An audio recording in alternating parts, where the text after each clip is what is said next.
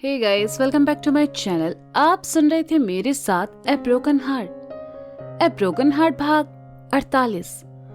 ईशान जिया को बाय बोलकर अंदर चला गया और जिया खामोश खड़ी एयरपोर्ट की एंट्रेंस को देखती रही। कुछ देर पहले ईशान ने जो किया, जिया को इसकी जरा भी भनक नहीं थी, ना ही उससे ऐसी कोई उम्मीद थी। सहसा ही जिया का हाथ अपने गाल पर चला गया और वह मुस्कुरा उठी।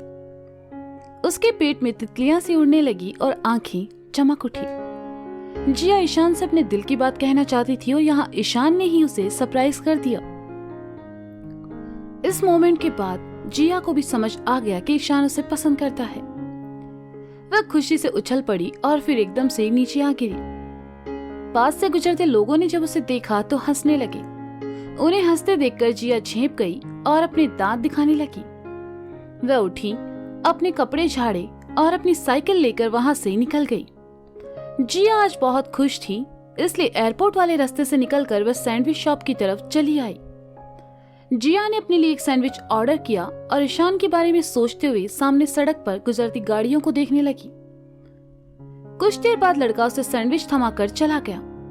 जिया ने उसे खोला और उसका एक टुकड़ा खाकर खुशी से आंखें बंद करके कहा, ये शहर की सबसे अच्छी चीज है।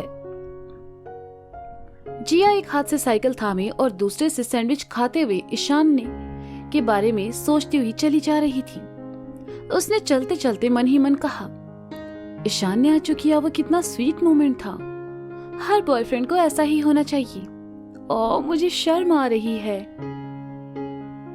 मुझे ये सोफी को बताना चाहिए? नहीं, अगर मैंने उसे बताया तो मुझे एक बड़ा सा लेक्चर देगी और आखिर में कहेगी कि उसे मेरी परवाह है।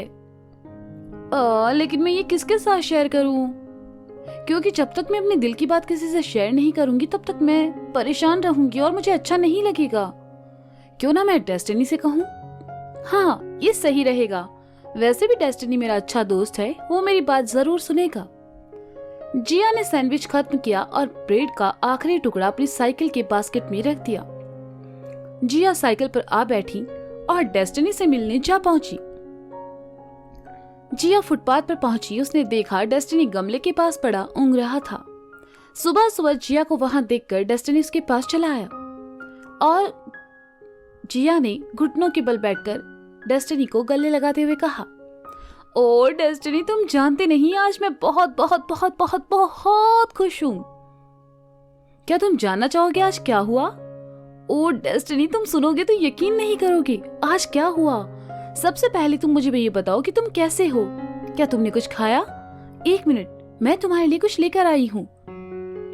कहते हुए जिया ने डेस्टिनी का सर सहलाया और अपनी साइकिल की बास्केट से ब्रेड का टुकड़ा लेकर डेस्टिनी के पास चली आई।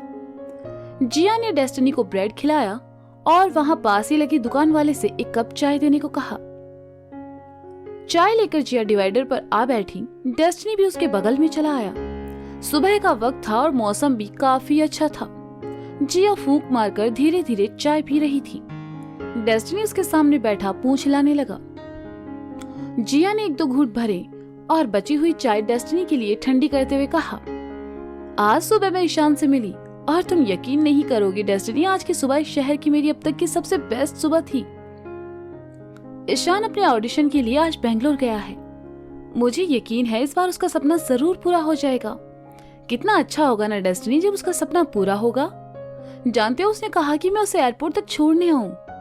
आज मैं उसे अपने दिल की बात बताने वाली थी। बात ये है कि मैं उसे बहुत पसंद करती हूँ और शायद उससे प्यार भी करती हूँ, लेकिन मुझ में इतनी हिम्मत नहीं थी कि मैं उसे ये सब कह सकूं। पर आखिर में उसने मेरे लिए ये आसान कर दिया। जानते हो उसने क्या किया? जिया ने सस्पेंस से भरकर कहा तो डेस्टिनी एकटक उसे दिखने लगा। जिया ने हैरानी के भाव लिए अपनी बड़ी बड़ी आंखों से कुछ देर के लिए डेस्टिनी को देखा और फिर एकदम से कहा, उसने मुझे किस किया? यहाँ कहकर जिया ने अपनी उंगली अपने गाल पर रख दी और ईशान के ख्यालों में खो गई। डेस्टिनी ने सुना तो जिया के लिए खुश होकर गोल गोल घूमने लगा, क्योंकि जिया और ईशान की लव स्टोरी का वह इकलौता गवाह था जिसने शुरू से लेकर अब तक उन दोनों की कहानी को दो अलग अलग रूपों में सुना था। जिया खुश थी। वह कुछ वक्त ईशान की यादों के साथ बिताना चाहती थी, वह कुछ देर वहीं डेस्टिनी के साथ बैठी रही और फिर अपनी साइकिल लेकर चल पड़ी।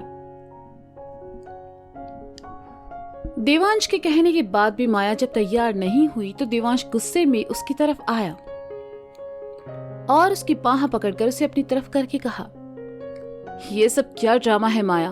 अब तक तो तुम्हें मेरे क्लाइंट से कोई परेशानी नहीं थी और आज तुम नखरे दिखा रही हो। मुझे, देवांश कटारिया को, चुपचाप मेरे साथ चलो। बस देवांश, बहुत हो गया। अब मैं तुम्हारी एक बात नहीं मानूंगी, समझे तुम? माया ने देवांश को खुद से दूर करते हुए कहा। माया की इस हरकत पर देवांश को गुस्सा आ गया तो उसने खींचकर माया को एक थप्पड़ जड़ा और कहा, तेरी इतनी हिम्मत कि तू मुझे ना कहे? ये एक्सपेंसिव कपड़े, एक्सेसरीज, गाड़ी, होटलों में महंगी पार्टियां, ये सब मैंने तुम्हें दी है माया। तुम्हारे उस फटीचर बॉयफ्रेंड के पास तुम्हें देने के लिए आखिर था क्या? हाँ, मैं चाहूं तो 2 मिनट में तुम्हें अर्श से फर्श पर ला सकता हूँ। मत भूलो, तुम और तुम्हारे वो लालची माँ बाप सिर्फ मेरे टुकड़ों पर पल रहे हैं। देवांश ने गुस्से से कहा। देवांश, अपनी हद में रहो। मुझे शर्म आ रही है ये सोचकर कि मैंने ईशान को ठुकराकर तुम जैसे इंसान को चुना। तुम मुझे क्या छोड़ोगे? मैं खुद ये सगाई तोड़ती हूँ। ये रखो अपनी अंगूठी और दफा हो जाओ यहाँ से। इस बार माया ने गुस्से से अपनी उंगली से पहनी डायमंड रिंग निकालकर देवांश की ओर फेंकते हुए कहा और वहां से चली गई। देवांश ने अंगूठी को उठाया, अपनी मुट्ठी में भींचा और वहां से चला गया। माया, बेटा क्या हुआ? देवांश बड़े गुस्से में घर से गया है। तुम दोनों के बीच कोई बात हुई है क्या? माया की मम्मी ने अंदर आते हुए कहा। मैंने देवांश से सगाई तोड़ दी है मम्मा, मुझे अब उससे शादी नहीं करनी। माया ने गुस्से से कहा। ये क्या कह रही हो तुम भूल रही हो माया, देवांश अपने माँ बाप का इकलौता बेटा है। उसके माँ बाप के बाद वो एड कंपनी और करोड़ों का बिजनेस देवांश का ही है और शादी के बाद तुम्हारा। तुम अभी देवांश को फोन करो और माफी मांगो उससे, माया के पापा ने कहा। माया ने सुना तो हैरानी से अपने पापा को देखने लगी। माया को अपने पापा से ये उम्मीद नहीं थी। कुछ देर पहले देवांश ने उन्हें लालची कहा था और अब वही बात माया के दिमाग में घूम रही थी। मैं देवांश से शादी नहीं करूंगी, ये मेरा आखिरी फैसला है पापा, माया ने कहा और गुस्से से अपने कमरे में चली गई। अंदर जाकर माया ने दरवाजा जोर से बंद कर लिया और बिस्तर पर गिरकर रोने लगी। समझाओ अपनी बेटी को, माया के पापा ने गुस्से से लेकिन धीमी आवाज में कहा। मैं उससे बात करती हूँ, आप परेशान मत होइए, माया की मम्मी ने कहा और माया के कमरे की तरफ चली गई। जिया घर आई। उसने साइकिल को घर के बाहर साइड में लगाया और खुशी से उछलते कूदते अंदर चली आई। लिली आंटी घर की सफाई कर रही थी। उन्होंने जिया को खुश देखा तो खुद में बड़बड़ाई, उफ, ये लड़की भी जब देखो तब बनी की तरह यहाँ वहां फुदकती रहती है। जिया सीढ़ियां चढ़कर ऊपर कमरे में आई। सोफी रेस्टोरेंट जाने के लिए तैयार हो रही थी। सोफी ने उसकी बाह पकड़ी और जिया ने उसे कमरे में घुमाते हुए कहा, Sophie Sophie Sophie Sophie Sophie, आज मैं बहुत खुश हूं। क्या हुआ है जिया, बताओ तो सही, सोफी ने हैरानी से कहा।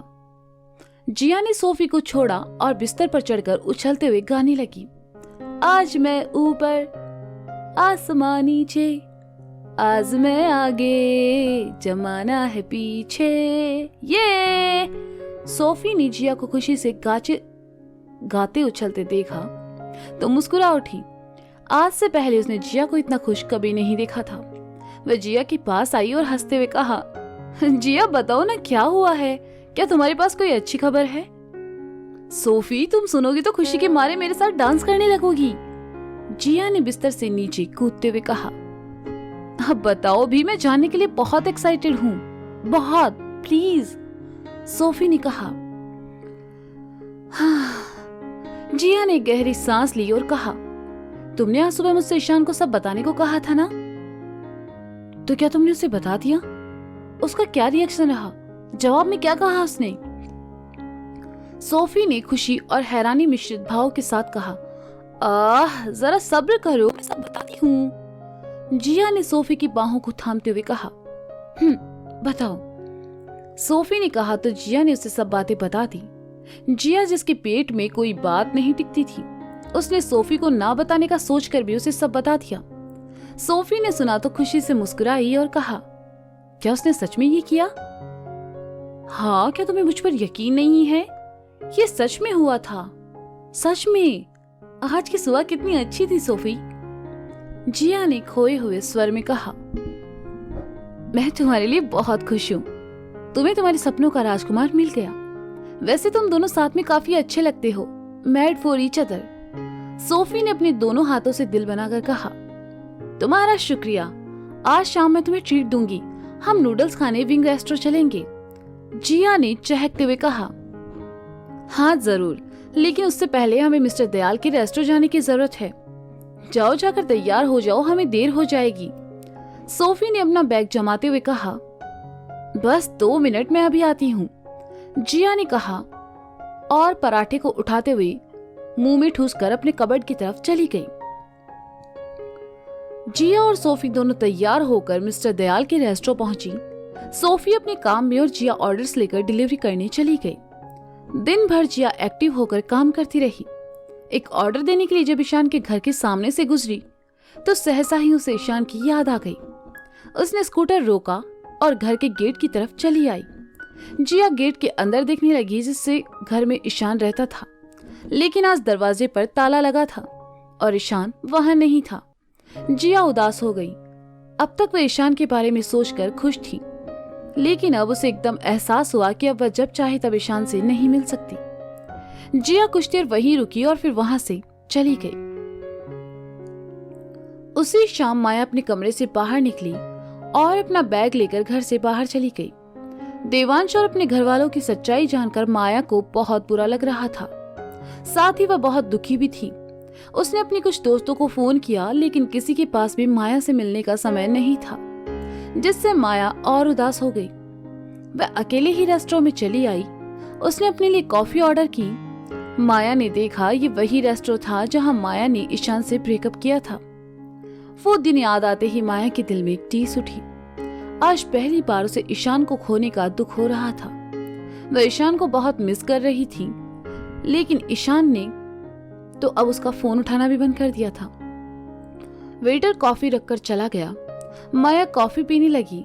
हर घूंट के साथ माया को ईशान के साथ बिताए पल याद आने लगे।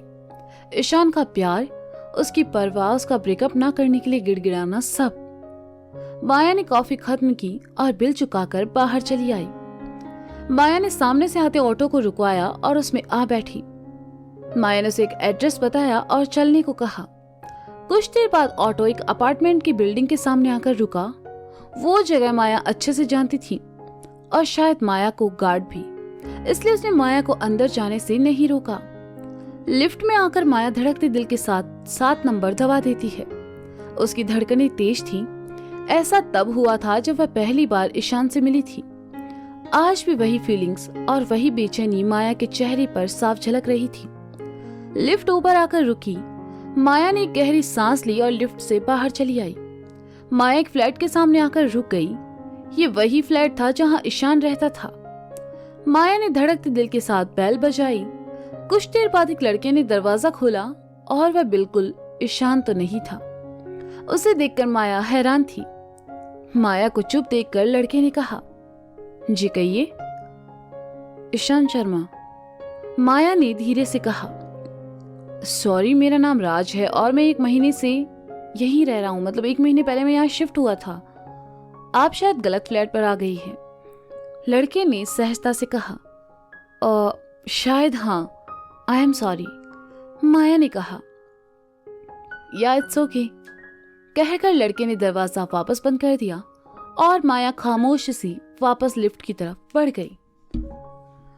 तो दोस्तों, ये था ए ब्रोकन हार्ट भाग 48। इसका अगला भाग आप जल्द ही सुनेंगे मेरे साथ। अब तक के लिए शुक्रिया। बाय बाय, अपना ख्याल रखें। हाँ, सुनते रहें मेरे साथ ए ब्रोकन हार्ट।